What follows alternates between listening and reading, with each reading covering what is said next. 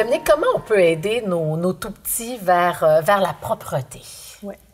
D'abord, il faut savoir que l'entraînement à la propreté vient avec quelques préalables. Alors, même dans l'enfant, chez l'enfant qui se développe de façon typique, l'entraînement à la propreté, c'est pas n'importe quel âge. Je le confirme. C'est ça. Donc, il y a des acquis qui doivent être là avant qu'on puisse commencer. Un enfant doit comprendre ce qu'on veut, il doit avoir la motricité pour le faire, c'est-à-dire être capable de marcher jusqu'à la toilette, être capable de se déshabiller, être capable de s'asseoir sur la toilette, de rester assis sur la toilette, de sentir les différentes sensations qui viennent avec le fait de laisser aller. Donc, ça se fait en moyenne chez les enfants typiques autour de l'âge de 2 ans. Autour de l'âge de 2 ans, les enfants typiques parlent aussi, ils comprennent le langage et ils ont le goût de plaire puis de devenir autonomes. Un grand. Donc, la motivation pour être propre est là. C'est pas tout à fait comme ça que ça se passe chez l'enfant autiste. Donc, il faut comprendre la motivation, quelle pourrait être une autre forme de motivation. Je ris parce que moi, je n'ai trouvé, c'était les chips puis du chocolat. Oui, ça, c'est la motivation pour le faire. Oui. Mais un enfant autiste peut ne pas être très bien dans la sensation d'être sale ou d'être contraint à porter une couche. Donc ça peut être une motivation. Mais il y a des enfants autistes qui sentent pas beaucoup, qui sont ce qu'on dit hyposensibles.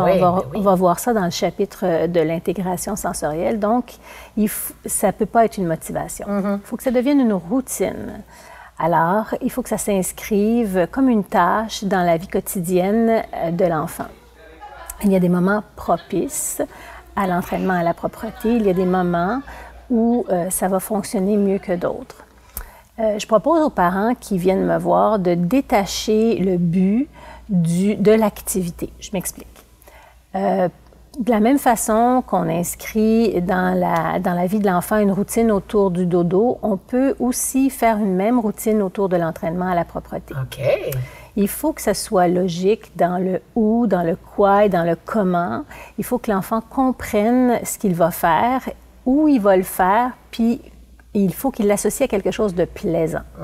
Donc, ça se fait... La scène se passe dans la salle de bain. Je résiste un peu à l'idée de mettre le petit pot au salon ou dans la salle de jeu. Oui, il faut qu'il y ait une certaine logique. OK.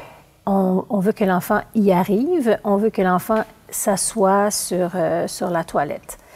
Il est possible qu'ils ne comprennent pas exactement ce qu'on veut faire. Donc, si on lui propose une activité plaisante qui va se passer à cet endroit-là, juste à cet endroit-là, qu'il aime beaucoup, il va finir par faire une association entre le fait d'être assis sur la toilette à cette heure-là de la journée, tel que mis sur sa routine, et il va finir par associer l'objectif au comportement. Donc, ce que je propose aux parents, c'est de profiter par exemple, d'un moment propice à l'élimination, soit après les repas, de faire en sorte que tous les jours, à la même heure, l'enfant s'assoit sur la toilette. Habituellement, dans la vie des familles, c'est après le souper qui est le meilleur moment. OK.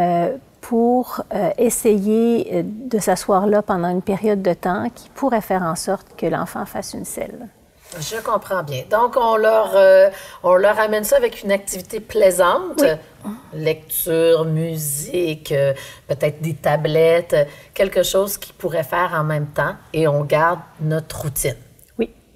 Il faut que cette activité-là ne soit pas associée à un inconfort. Donc, il y a un travail à faire sur que l'enfant ne soit pas constipé. Il faut prendre l'enfant là où il est rendu. Parfois, il ne veut pas rester assis plus que 1 minute. Bien, ça sera 1 minute aujourd'hui, puis ça sera 2 minutes la semaine prochaine. Exact.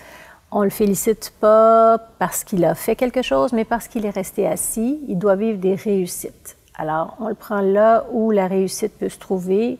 On fait que l'objectif soit suffisamment grand pour le faire avancer, mais pas trop grand de manière à être certain qu'il vive une réussite. D'associer cette activité-là à par exemple, l'utilisation de la tablette, vous l'avez mentionné, c'est très efficace, mais il faut que la tablette, ce soit vraiment un gros juste wow, là, juste là, pour que la motivation soit très grande. Alors, on travaille sur la motivation, sur la réussite, sur la compréhension très, je dirais, concrète de ce qu'on attend de lui. patience et longueur de temps. Exact.